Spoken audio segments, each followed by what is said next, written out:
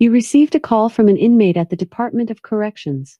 This call will be recorded and monitored. If you wish to block any future calls of this nature, dial 7 now. To accept this call, press 5 now. To decline this call, hang up. Well, hello there, Mr. Wei Wei. How are things in the old lockup? Oh, oh my goodness.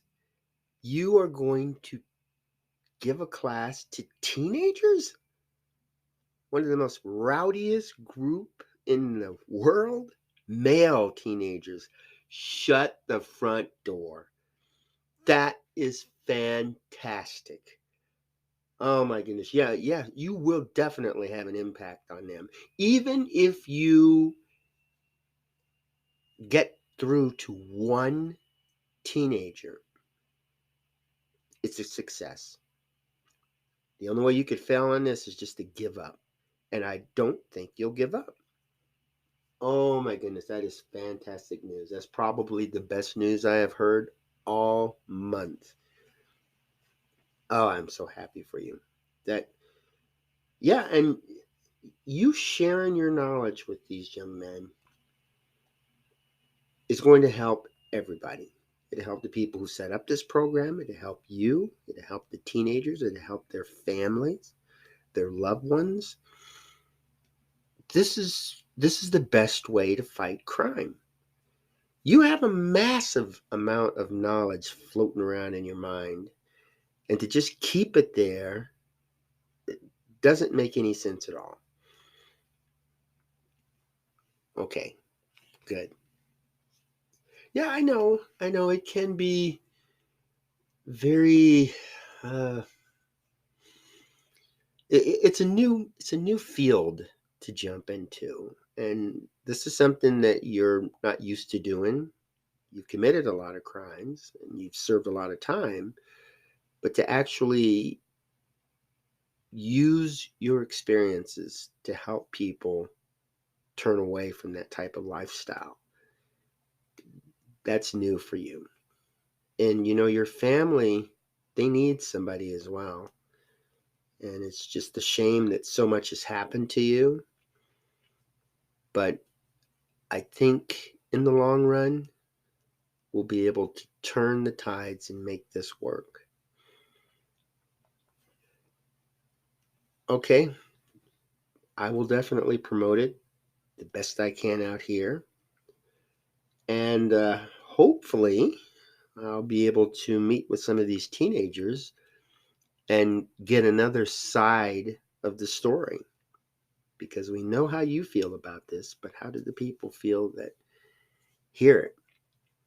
And we definitely need to get this out to the public. I'm just getting tired of them thinking that if we cut back on people's rights and take away things from good people as well as those that use them for ill gain, I don't see how this is going to help anybody. It just creates bitter people and people that are opposed to the government. But if we attack the actual issue, if we get into the mind of people so that they know that working on this is more beneficial by helping the mental well-being of individuals rather than try to group everybody together. I'm sure if we walked out and said, let's ban all gangs You from have our 60 city, seconds remaining. and anybody who's a member of a gang should automatically be arrested, I doubt very seriously that would have affected you as a teenager. Yeah, I know. It, these stereotypes are crazy. Some of the hardest, toughest criminals out there aren't necessarily homeless people or poor people or minorities. They're people that live right You have next 30 door. seconds remaining. Well, I am happy for this new venture in your life, and I'm glad you shared it with me. And anything I can do to help, you just let me know. but we need mentors, and you're a good example. Okay, you too, and I will talk to you later.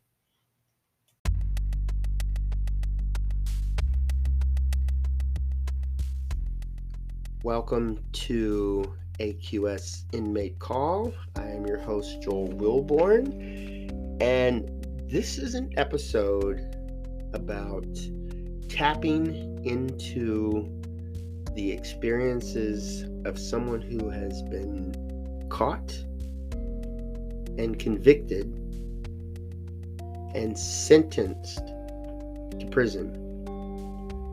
And I know the general public may say, how can somebody who's in prison help prevent a crime? It just goes back to history. A lot of folks have consulted people who are locked up on current crimes. They have studied the lifestyle, the upbringing of people like that. They've just listened to them. Sometimes these people just flat out tell them. And to me, this is a valuable resource that a lot of us just don't know about, don't care about, or don't even want to tap into. And I think a good example would be, let's say you're an electrician and you're tops in your field. You're an outstanding electrician who gets top pay because you do fantastic work. And let's say your friend tells you that he's going to be constructing a house, and he's getting all the people together to build this house on this land he just purchased. And you offered your service. Hey, if you need some help getting the electrical wiring set up, I'll be happy to do that for you. And he says, well, thank you for your offer, and I just might take you up on that.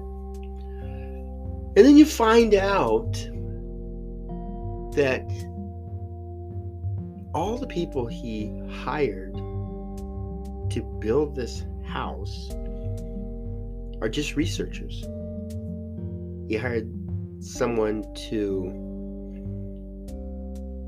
do the carpentry who had never done carpentry, but who had read books, talked to carpenters, watched videos, and taught certain parts of carpentry. Maybe did a TED Talk or a YouTube video. And then as far as the electrician is concerned, it's the same thing. The person isn't a certified electrician, but feels comfortable talking about it and explaining the process. Now, the entire team selected by your friend to build this house has zero experience, but they're going to go out and build this house anyway. To me, that seems kind of silly. And hopefully you're looking at it the same way. Why would anybody want to hire a bunch of people to do a job who's never worked in that field? And that's the way I look at people who are incarcerated. You have a person who goes out and commits several murders, considered a serial killer. Now, when these crimes are being committed, we all sit around and wonder why. Why would somebody break into a person's house and kill this person? Why would somebody want to take another life? Why does this person have to be so heartless? There's so many questions, and we center it on the person. And if you think about it, if the person breaks into the house and let's say doesn't use a firearm, but instead kills the people by suffocating them, comes in, overpowers them, ties them up, and then just suffocates them.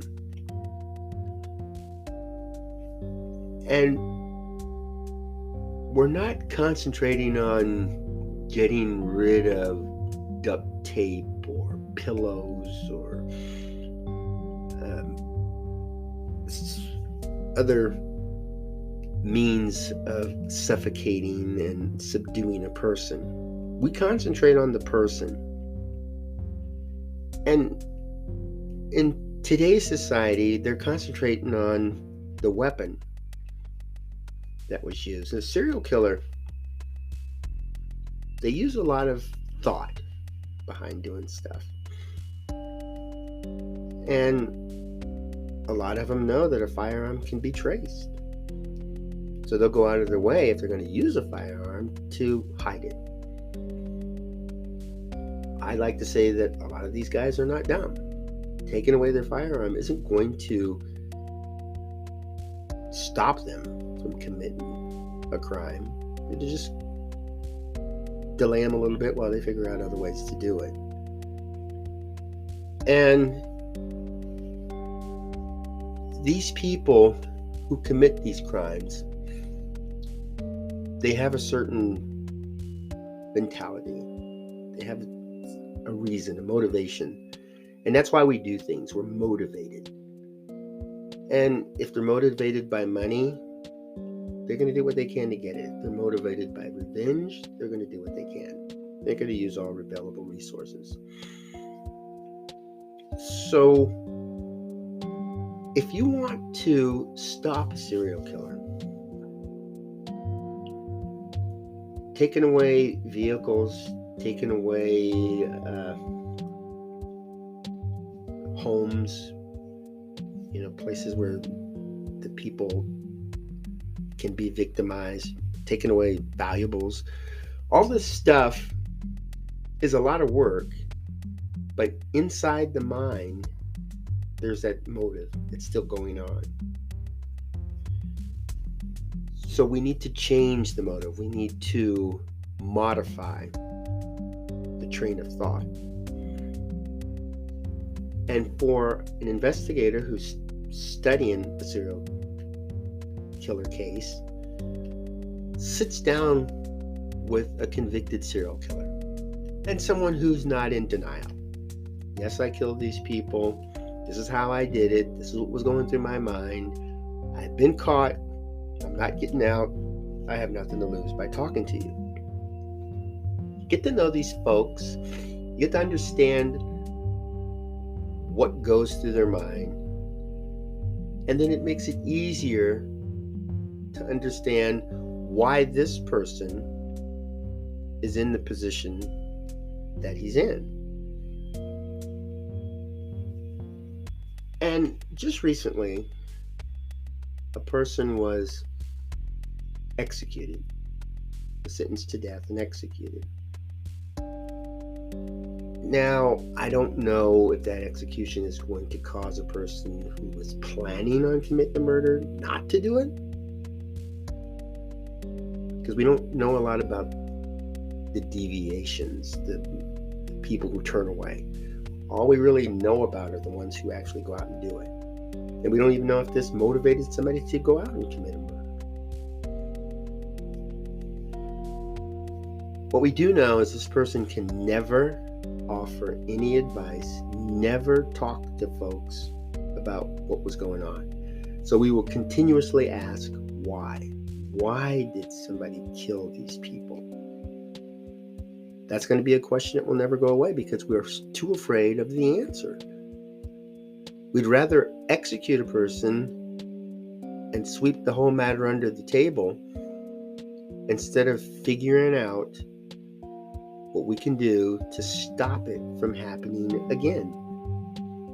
Somewhere out there, there's somebody that's probably looking at some of these cases. It's like Charles Manson. He influenced a lot of people. People went out and killed because he was able to say the right things, able to provide the right motive that would get them to go do this. And there's people like that out there now. And they're still doing this. And there's people that are following it. What if Charles Manson was able to speak to people, explain what was going on, and maybe groups would say, what was it that he did? What was his charm that attracted these folks? And if they could figure that out, they could pass it on to their family and their friends.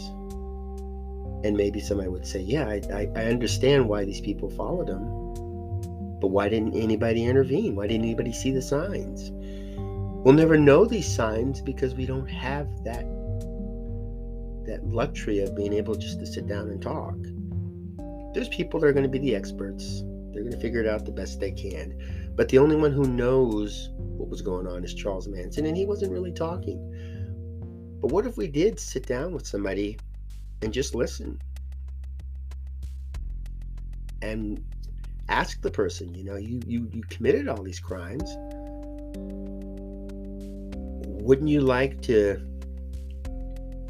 prevent it from happening again? Maybe one of your loved ones can become a victim and you could help prevent that. We'll never be able to count how many instances we prevented from happening.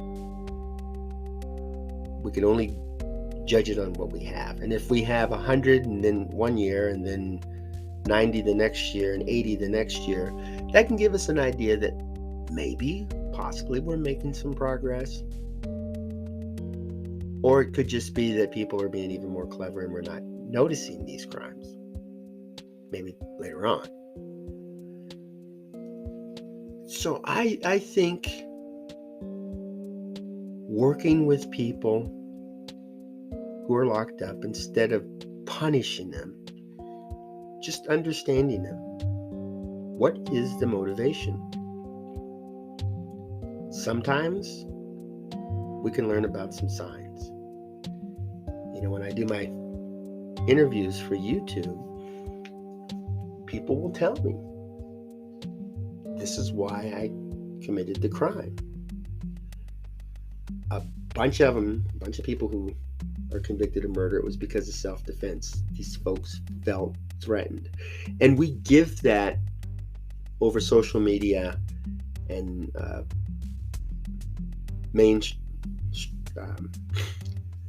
the main media out there, the news media, the press. We give this impression that people are victims and they need to watch out.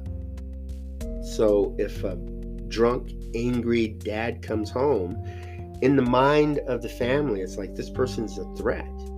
This person could kill me. I need to take action. And law enforcement, they're taught not to go out and when there's an aggressive person just to start shooting. They'll shoot when they feel that their life is threatened and then the lives of the people around them are threatened. At home, that's a different story. We're not trained. Not everybody has that law enforcement background.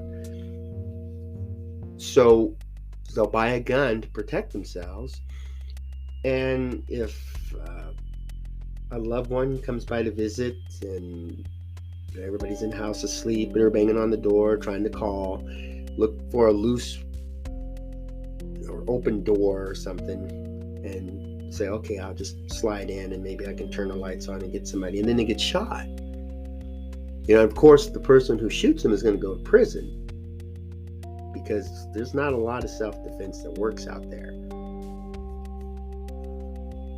And then we have a situation that could have been prevented, but because we're trained that folks that we don't recognize, the unknown, surprises, these are dangers to us. Just sit, take some time and think about it. A lot of the folks that are in prison are suffering from trauma because they didn't like the crime that they committed. And a good way for them to relax and serve out their time is to help somebody else. One person is plenty to keep from committing a crime. It's one of those things where you go out, You talk to people, you comfort them, you help them, you guide them, and they live a good life, but nobody gets credit. There's no rewards for an ounce of prevention. We all must be reactive, not proactive. And we definitely need to change that. We need education. We need good, strong mentors. And we need prisons to be the correctional facility that they're supposed to be. When you read the headlines and you see a person went to a correctional center, that's not to keep them locked up. That's to help them with any issues that led to the crime and help them to get out and live a more productive life than the life they were living that put them in prison in the first place. We can't tell ourselves that these people are so bad they can't be helped, that they can't rejoin society and be productive.